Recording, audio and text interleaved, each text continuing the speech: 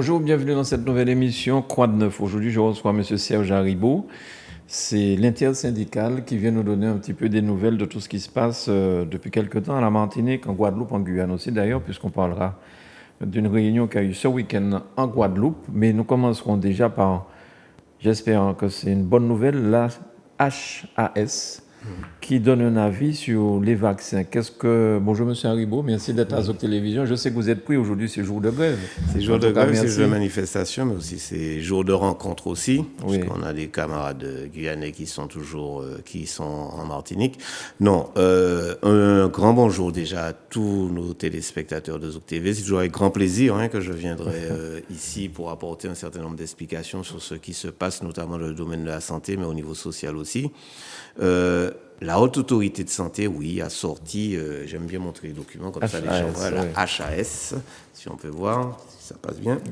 Voilà, et la Haute Autorité de Santé a sorti des recommandations concernant les vaccinations obligatoires. À la demande du gouvernement ? À la demande du gouvernement, puisque cette demande avait déjà été formulée, il me semble, au mois de novembre. D'accord. Et on attendait de voir quel positionnement la Haute Autorité allait prendre. Pourquoi ? Le président de la République a bien dit et le Premier ministre aussi, qu'il fallait l'avis des scientifiques pour savoir si on levait ou non l'obligation pour la vaccination contre le Covid. C'est ce qu'ils répètent depuis la pandémie. Depuis la pandémie. Voilà. Donc, la Haute Autorité de Santé, qui est constituée de scientifiques, a donné son avis, c'était le 16 février, donc ce document, récent. C'est très récent, 16 février 2023, et dans lequel ils disent ils donnent leur avis, mais pas simplement sur la vaccination Covid, l'obligation de vaccination Covid, mais sur l'ensemble des obligations vaccinales des personnels, des travailleurs de la santé. Donc, d'accord, tous ceux qui étaient dans le champ de l'obligation vaccinale du 5 août 2021 pour le Covid. Alors, il faut bien comprendre que là, on a un document qui a du poids. Pourquoi ? Parce que dans ce document, premièrement, la HAS, la Haute Autorité, préconise de faire évoluer le cadre juridique que l'on a actuellement pour l'obligation vaccinale des professionnels de santé. Alors, qu'est-ce qu'ils disent ? Ils disent que jusqu'à présent, on donnait des listes d'établissements, d'organismes dans lesquels on obligeait les professionnels de se vacciner. Aujourd'hui, ils changent leur fusil d'épaule, ils disent que l'obligation doit être liée sur des critères qui sont en regard des activités des professionnels. C'est ça. Des catégories professionnelles. Donc, en fonction du risque d'exposition du professionnel et du patient vis-à-vis de la vaccination nécessaire. C'est important aujourd'hui à bien comprendre ça parce qu'on a argumenté assez souvent, on ne comprenait pas pourquoi un agent administratif serait obligé de se vacciner pour le Covid. On ne comprenait pas que quelqu'un qui travaille à la cuisine, en restauration, préparation des repas, qui n'a pas de contact, hormis le repas qu'il va fournir, qui va être distribué aux patients, n'a pas de contact avec les patients. Ils rentrent et ils sortent dans les établissements, dans leur lieu de travail, sans aucun contact avec les patients. D'accord.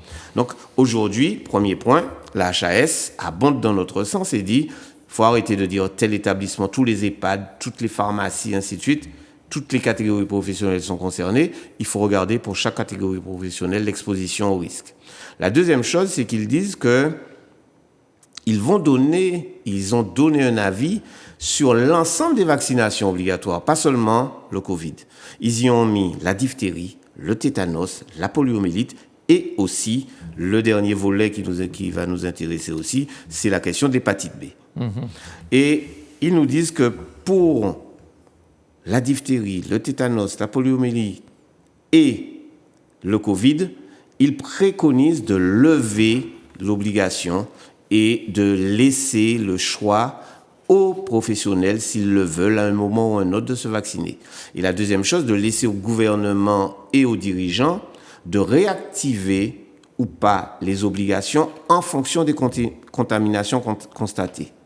Alors, sur quoi ils se basent ? Sur des analyses qui sont suffisamment claires pour tout le monde, parce qu'on peut retrouver ça sur ce document que nous avons imprimé. On peut le retrouver très facilement sur le site Internet de la HAS et du gouvernement. Alors, pourquoi ils disent que plus besoin de se vacciner pour la diphtérie ?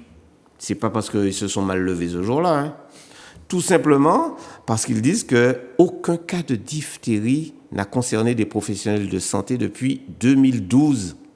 Ça fait plus de 11 ans, plus de 10 ans, en gros. Ils disent aussi que le mode de transmission, le risque de contamination soignant-soigné, donc patient et professionnel, du tétanos est inexistant. Ça, c'est une deuxième affirmation. C'est à la page 12, en bas de page. Ils disent que le dernier cas de poliomyélite en France remonte à 1989 et que le dernier cas de poliomyélite importé en France, donc par quelqu'un qui est rentré en France, date de 1995. D'où l'intérêt de bien comprendre que là aussi, ce que nous disions avant qu'on ait cette campagne médiatique de tous les grands professeurs qui sont que en Martinique, qu'en France, qu'en Europe internationale, qui disaient « Mais vous avez tous une obligation et vous y allez ». Alors que, depuis 2012, alors qu'on nous dit qu'il n'y a plus eu de cas de diphtérie, il appartenait à ces grands Grecs-là de dire ça. Et de dire, mais justement, on peut alléger ce processus. On peut alléger ces obligations. Il faut que la HAS le dise pour que maintenant, tout le monde se taise. Ils ne disent rien. Si je ne viens pas aujourd'hui à Zouk TV, invité par M. Granier à venir m'exprimer, personne ne dit ça. D'accord. C'est un document officiel de la HAS qui affirme ça. Donc, au-delà de la levée de l'obligation, il y a un raisonnement scientifique qui dit que voilà pourquoi il faut arrêter avec ces obligations. La dernière chose, c'est la comparaison. En Italie, il n'y a pas d'obligation vaccinale pour ces problèmes de santé. Alors, ça augure de bonnes choses pour la réintégration des soignants. Parce que finalement, une fois tout ça levé, puisque le président de la République dit qu'il s'est toujours attaché à ce que les soignants, pas les soignants, les scientifiques disent.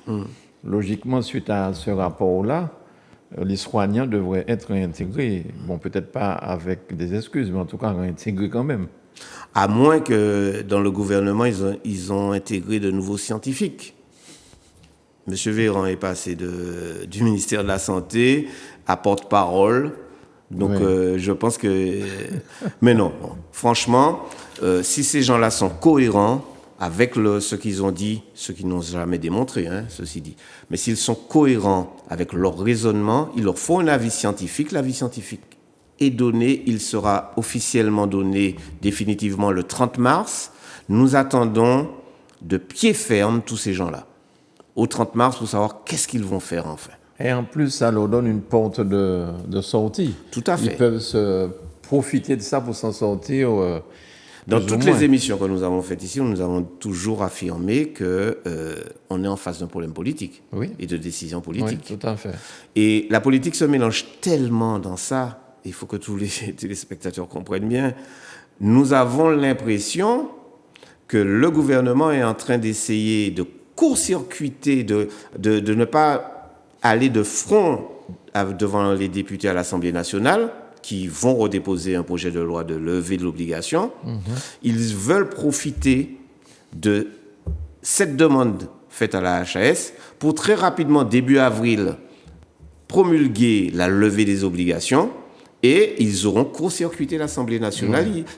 Ces députés-là ne pourront pas dire « bravo, on a réussi à mettre à bas tous les projets du gouvernement ». Le gouvernement, ils battent l'estomac. Ils vont dire « nous avons levé nous-mêmes, suivi la vidéo ». C'est ce jeu politique qui est en train de se jouer là. C'est incroyable, incroyable. C'est vraiment... Alors, vous nous avez fait tenir aussi, M. Haribo, un courrier que vous avez adressé à la direction du CHUM, du CHU, concernant des faveurs qui auraient été accordées pour certains recrutements. Est-ce que vous pouvez nous en dire plus, s'il vous plaît? Oui. Alors, et puis, est-ce qu'ils vous ont répondu? La première chose, c'est que nous, on est très à l'aise, pour une fois, sur ces questions-là, parce qu'on les a déjà posées devant les différentes directions qui se sont présentées au niveau du CHU. Depuis c'était M. Estienne qui était directeur général. Ensuite, on a eu des administrateurs. Ensuite, on a eu une nouvelle équipe. On a eu encore des administrateurs et on a encore une nouvelle direction. À chaque fois, première réunion avec eux, on leur demande, il y a des difficultés de fonctionnement au niveau de la direction des ressources humaines. Nous avons l'impression qu'il y a une mafia organisée au sein de cet établissement en ce qui concerne les nominations, en ce qui concerne les avancements de grade, en ce qui concerne les choix qui sont faits souvent en dehors des critères qui devraient être faits. Alors, pourquoi on est très à l'aise? On s'aperçoit que sur les médias, des débats s'instaurent sur, premièrement, une nomination d'un cadre et, deuxièmement, sur l'autorisation pour un jeune d'aller en formation. Donc, au centre de formation, l'institut de formation, et particulièrement des masseurs kinés. Et qu'à travers ces exemples-là, on s'aperçoit qu'il y a des mises en cause internes, premièrement, des choix qui sont faits, parce qu'il y a des jurys, et que dans ces jurys-là, il y a des personnes, d'après ce que les médias nous disent, des médias bien en place, bien avant Zouk TV, donc qui sont quand même... Bon, et qui disent que là, il y a malfaçon, il y a problème. Il y a problème parce qu'il y a un avantage indu qui est donné au fils d'un cadre pour pouvoir accéder à une formation. Bien. De kiné. Charge pour nous de dire, premier volet de notre courrier, il appartient à la direction d'éclaircir cette question-là. Nous ne pouvons qu'accuser personne. Hein.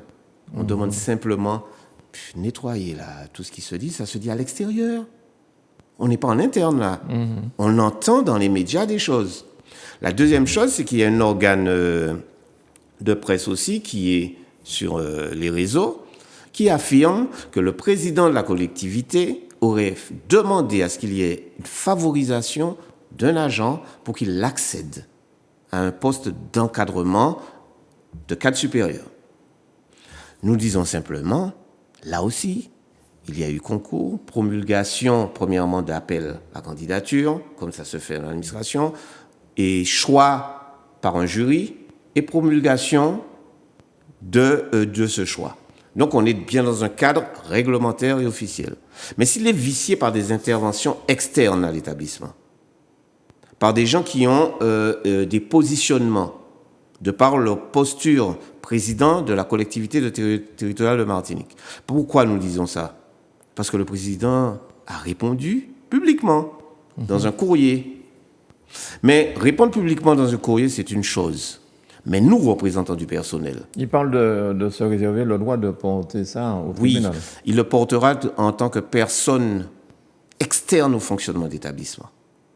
Nous le portons en tant que personne représentant le personnel et qui demandons des éclaircissements à la direction générale, qui aurait dû déjà répondre s'il n'appartenait pas au président de la CTM de répondre. Il appartenait à la direction générale et même jusqu'à l'ARS qui a le contrôle de tous les concours et la légalité. Donc, ils auraient dû s'auto-saisir de ces questions-là. Nous avons donc été obligés de leur dire, nous vous saisissons de vous aujourd'hui, puisque vous ne faites pas le travail. Vous entendez, vous voyez sur les médias, c'est pas un petit j'ai copain lapin, hein, là. On est dans un cadre réglementaire. Donc, en tant que représentant du personnel, nous avons écrit à la direction générale pour leur demander des réponses. De façon à pouvoir répondre au personnel, voilà ce que la direction nous dit. Voilà ce que vous entendez. Maintenant, est-ce que c'est crédible ou pas? Nous, on connaît suffisamment le circuit administratif pour après répondre à la réponse qui nous sera donnée. Mais pour le moment, c'est inadmissible, et je le dis de façon ferme, que l'administration ne joue pas son rôle de contrôle et de faire en sorte que l'éthique, que l'égalité des chances soit respectée et soit prouvée. Nous disons simplement qu'il y a déjà eu suffisamment de cas dans le fonctionnement du CHU.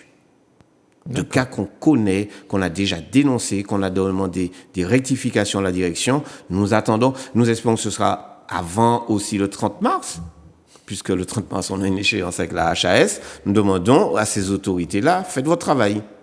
Éclaircissez les trucs, parce que vous avez un courrier officiel, vous ne pouvez pas faire comme si vous n'êtes pas interpellé officiellement. Et s'ils bottent en touche? Si bottent en touche, ils auront affaire à nous. Ok. On remettra la balle au centre du terrain. Bien. Parce que quand il y a une touche, on remet la balle en jeu. Le match n'est pas fini. Très bien. Alors, nous allons faire aujourd'hui ces jours de grève nationale, mais aussi départementale. Est-ce qu'on peut faire un point sur la grève? Déjà, c'est sur la retraite. Tout à fait. Donc, dire un mot aussi sur ça et puis faire un point sur la grève à la Martinique. Oui. Alors, déjà, sur la question de la retraite, il faut que l'on soit très clair là-dessus. La retraite et les avantages sociaux ne sont pas sortis comme ça un jour, un matin, qu'il pleuvait, puis on s'est aperçu que par terre, il y avait des avantages sociaux. Ça, c'est une première chose. Comment comprendre ça? C'est que ces politiques publiques sont sorties en France depuis 1945 et ont été accentuées en 1949 par le Front populaire, qui a mis à disposition des ouvriers, des travailleurs, la possibilité d'avoir ce qu'on appelle la protection sociale et familiale, que certains dénigrent, mais qui est nécessaire. Pourquoi? Parce qu'on doit respecter les accords internationaux. Les accords internationaux et les droits de l'homme n'appartiennent pas simplement à la France. Il y a quelque chose qui est au-dessus d'eux, qui dit qu'on doit pouvoir donner les moyens de vivre à tout un chacun sur un territoire. Ouais. Et toute nation qui se respecte doit le faire. Donc, le Front populaire a mis en place toutes ces actions. Mais ce qu'on s'aperçoit, c'est que ces politiques publiques étaient normalement au départ gérées communément puisque c'était par répartition, les avantages, répartition de quoi? Des fonds qui arrivent dans les organismes tels que la sécurité sociale, qui sont ponctionnés sur le salaire des travailleurs et sur les employeurs. Voilà les deux axes d'approvisionnement de ces fonds. Aujourd'hui, on s'aperçoit qu'après des années et des années de laminement des différents gouvernements, que de gauche que de droite, on a diminué la capacité des personnes qui devaient gérer ces fonds, à savoir les employeurs et les salariés. On a mis au-dessus une chape. On a mis que chaque année, il y a un projet de financement, de loi de financement de la sécurité sociale, le PLFSS. Et c'est le gouvernement maintenant, vous connaissez comment ça fonctionne. C'est eux qui définissent la répartition, la sécurité sociale doit répartir de telle façon et telle façon, alors que normalement, c'était les pourvoyeurs financiers, donc les salariés et les employeurs, qui avaient en charge cette gestion. D'accord. Donc ça, c'est une première chose. La deuxième chose que nous disons, il faut qu'on arrête de nous dire qu'il y a des problèmes. Le système de retraite aujourd'hui excédentaire. Deuxièmement, il y a un fonds de réserve aujourd'hui qui est doté de 35 milliards. C'est cette répartition-là qu'ils veulent coopter pour faire en sorte que ça ne soit pas distribué au niveau des retraités. Nous disons simplement, tout le monde doit regarder. Vous avez bien entendu parler de la CSG. C'était instauré à un moment donné pour quelques années. Et la CSG existe toujours. Première chose, contribution sociale généralisée à tout le monde, y compris les retraités. La deuxième chose, c'est qu'on a dit qu'on met la CRDS. C'était contribution de remboursement de la dette sociale.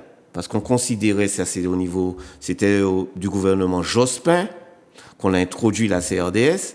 C'était pourquoi? Parce qu'ils voyaient que dans les années qui venaient, dans les 10 années qui venaient par la suite, il y aurait eu des difficultés à payer les retraites, il y aurait eu un trou. Donc, en anticipation, on avait demandé qu'il y ait un financement supplémentaire. Et vous savez ça existe toujours.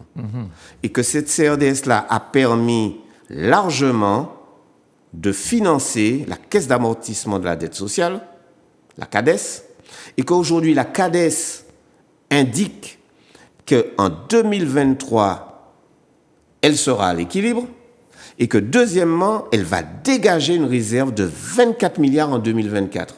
Alors, qui est-ce qu'on veut couillonner là? C'est prélevé toujours sur votre salaire, sur nos salaires, sur nous, sur les retraités et tout, toujours. Et donc, on va, comme il pérennise à chaque fois, il dit c'est que pour la période une fois qu'on aura, ça va continuer. Donc, on va dégager maintenant des bénéfices puisqu'on a bouché les trous.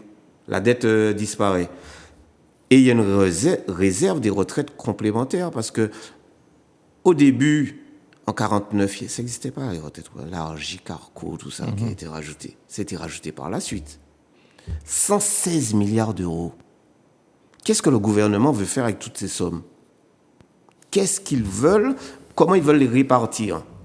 Au moment où est-ce que tout le monde sait que partout, dans les grands trusts pharmaceutiques, dans tous ceux qui profitent de l'augmentation des prix de l'Ukraine, de la guerre en Ukraine, que ce soit pour l'essence, pour les carburants, pour l'alimentation, ça engrange. Comment on répartit toutes ces richesses-là elles sont pas normales? Comment on s'enrichit sur la pauvreté, sur les difficultés des personnes? Donc ça, cette situation sociale-là, elle est là, ce déséquilibre entre les rentrées d'argent qui devraient être réparties et la réelle répartition qui en est faite. Et puis, il y a, comment ils appellent ça, des niches. Oui, il y a des niches là, d'argent là, que des gens... Vous avez parlé de l'Ukraine. Lorsqu'on entend le président, le gouvernement dire qu'il faudra donner des milliards encore à l'Ukraine, mais ces milliards-là vont être ponctionnés sur quoi? Où on va prendre cet argent? Là, c'est... Est-ce que c'est de la communication simplement? Ou ils vont véritablement prendre de l'argent dans ces niches-là pour envoyer à l'Ukraine? Peut-être sur les réserves qui sont faites pour la protection sociale. Ce que nous disons, ce sont des mauvais gestionnaires parce que personne ne nous indique, comme vous êtes en train de le dire là de façon précise, cet argent-là que vous distribuez en Ukraine là, pour des bombes, là, pour des chars, pour des avions, vous prenez où l'argent? La deuxième chose qu'on a oubliée, j'ai vu un reportage dernièrement, c'est énorme. Les bénéfices des entreprises de guerre qui fabriquent les armes. Il faut bien les payer un jour. Monsieur Macron n'a pas d'usine à lui de fabrication d'armes à l'Élysée. Donc il y a ces fabricants-là aussi qui font des bénéfices. Ils sont contents, ils se frottent les mains. Il y a une guerre. Donc tout ce qu'on avait comme stock là, on peut liquider. Et c'est payé content. Donc, ils vont engranger encore des bénéfices sans avoir de taxes supplémentaires. Comme les fameux vaccins. Voilà. Donc, c'est un peu tout ça qui nous dit que le projet de réforme de retraite ne doit pas aboutir. Ça, c'est une première chose. La deuxième chose, c'est que, particulièrement en Martinique, il faut qu'on regarde un peu à nouveau. On l'avait fait en 2009. Il n'y a pas eu de solutionnement. Donc jusqu'à présent, on a une difficulté, et cette difficulté-là, moi je suis toujours à l'aise parce que je vais chercher toujours des documents qui permettent à tout le monde de comprendre. C'est pas moi, c'est eux. Assemblée nationale. Oui. Dans ce temps-là, Manuel Laquet, Clermont-Désir, était encore député. 18 mars 2020, nous sommes en mars 2023, ça fait 3 ans. Ils ont présenté une proposition de résolution pour la mise en place d'un plan exceptionnel d'accompagnement du phénomène de vieillissement accéléré de la Martinique. Et quand vous voyez dans la première page les chiffres, et vous comprenez la difficulté que nous avons et que c'est pas normal qu'on n'en parle pas. La situation actuelle des personnes âgées, qu'il disait en 2020, c'est 25% des retraités en Martinique qui reçoivent le minimum vieillesse. Donc, c'est le plus bas niveau. Quel montant ça fait? Alors, le minimum vieillesse, et en deçà, c'est 615 €. Donc, quand on s'aperçoit de ça, on s'aperçoit qu'il y a une difficulté. On s'aperçoit aussi que 33% des personnes qui ont plus de 65 ans en Martinique, ils vivent seuls et ils sont potentiellement isolés, tout seuls. Quand on dit isolé, dans le circuit social, ils vivent seuls, mais seuls. Il n'y a pas de Jenny contact et puis ils ont plus de 65 ans. Plus de la moitié des retraités en Martinique vivent en dessous du seuil de pauvreté. Ah oui, c'est 615 € le seuil de pauvreté. Le minimum social est légèrement plus haut. En Martinique, et 997 € en France hexagonale. C'est ce qui est écrit. Ça veut dire plus de 50% des retraités, je ne parle pas des personnes âgées, des personnes qui ont une retraite Ils sont en dessous du seuil de pauvreté parce qu'ils ont moins de 615 euros. Donc, nous ne mentons pas lorsque nous disons qu'il y a des personnes qui touchent des pensions de 400, 500 euros. Comment vous pouvez vivre en Martinique avec ça? Ouais. Et comment on peut admettre qu'aujourd'hui, on aille dans la rue et qu'on ne pose pas ce problème-là? Et qu'on n'a pas d'interlocuteur. Moi, je ne fais pas confiance aux négociateurs en France. Hein. Je préfère négocier directement pour savoir qu'est-ce que l'autre y répond. Hein. Et nous avons intérêt, nous, de poser ce problème-là parce que ça va aider les parlementaires à être écoutés parce qu'on ne les écoute pas. Ils ont demandé. Hein. La loi qui est là en discussion, qui est contestée, ne comporte aucune ligne sous ce qu'on appelle les départements d'outre-mer. Rien. Aucune disposition supplémentaire. Pas de prise en compte des spécificités de la réalité locale. Ni en Martinique, ni en Guadeloupe, ni en Guyane, ni à La Réunion. On n'est pas concerné par des modifications. On n'a pas... donc, les gens vont encore rester avec des pensions très faibles. Et ça, okay. C'est pas normal. Donc, les parlementaires martiniquais ont du pain sur la planche, mais est-ce qu'ils sont écoutés au niveau national? Ils ne sont pas écoutés.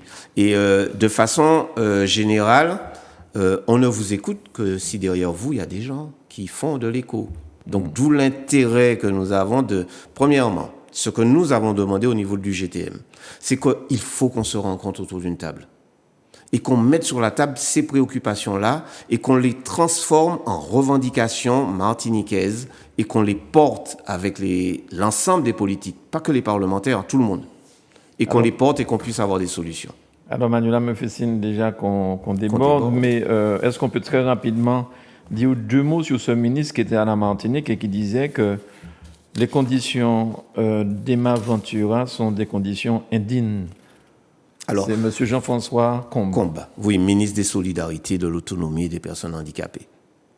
C'est encore un ministre qui vient nous insulter. C'est encore une fois la preuve que nos parlementaires, nos élus ne sont pas écoutés. Pourquoi? Il vient parler du centre Emma Ventura pour dire qu'il faut très rapidement, dans les 6 mois, faire un projet, le mettre en route. Alors que ce projet existe déjà. Et je l'ai dit l'autre jour en Guadeloupe, ça c'est des Timon Maïla, ces ministres-là. Il faut qu'ils arrêtent avec cette façon de faire. Pourquoi? Parce qu'il y a un projet de gérontopole d'excellence pour le centre Emma Ventura. Cette étude-là a débuté depuis 2018. Nous sommes aujourd'hui en 2023. Il a fait l'effet de financement dans le cadre du plan du Ségur en 2020. En même temps que l'hôpital de Trinité, que l'hôpital du Saint-Esprit et que les autres hôpitaux. Il y a eu 448 millions d'euros débloqués avec, pas encore arrivé en Martinique, hein, c'est pour que ça traverse l'Atlantique, c'est très difficile. Mais en tout cas, sur le papier, 448 millions d'euros. On doit reconstruire Emma Ventura. Le projet est déjà là, il manque les financements. Mais qu'est-ce qu'ils veulent de plus? Donc, ce qui veut dire que ce ministre-là, une fois qu'il est rentré au ministère, il n'a pas fait rien. Comme tous les autres. Il va s'en aller, il n'aura rien fait si nous, on ne bouscule pas les choses pour dire arrêtons avec ça. Et puis, il est temps, un demi-siècle après la construction de Emma Ventura, c'est en 1974 qu'on passe à autre chose. Alors, le point rapidement sur la grève à la Martinique, est-ce qu'il y a des blocages? Est-ce que tout fonctionne? Est-ce qu'il y a du monde dans la rue? Là, il y a des blocages qui sont constatés sur les zones d'activité, hein. Californie, la Lézarde, Trinité, et savoir s'il y a du monde dans la rue, j'ai pas pu encore constater puisque je suis là avec vous. Je suppose qu'il y en aura, mais l'objectif final que nous disons et que nous ne cessons de répéter doit être non pas de faire du nombre pour la France hexagonale, mais faire du nombre pour que nous, sur place, on puisse avoir des solutions pour tout le monde avec tous ceux qui veulent bien agir pour ça, donc les parlementaires, les élus et la population de façon générale, pour que nos grands mondes aient ce respect qui leur est dû. Merci beaucoup, M. Haribo. Et puis peut-être un petit coucou à vos collègues de Guadeloupe et de Guyane qui sont là en Martinique. Tout à fait. Qui sont en Martinique, mais aussi qui sont en Guyane et en Guadeloupe parce que on a fait un liénage ce week-end, le 4 et le 5 mars. Nous aurons le temps encore de revenir dessus, mais nous avons pris une résolution fondamentale, c'est de dire au gouvernement, vous avez en face de vous 3 pays qui sont unis dans la lutte et que vous aurez affaire à nous si vous n'allez pas jusqu'au bout. Et vous dites bien 3 pays. 3 pays. 3 pays.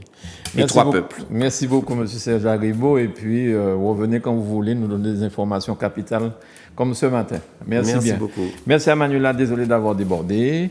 Madame la directrice, mais c'était important. Et chez vous, je vous souhaite de passer une excellente journée sur Zouk TV.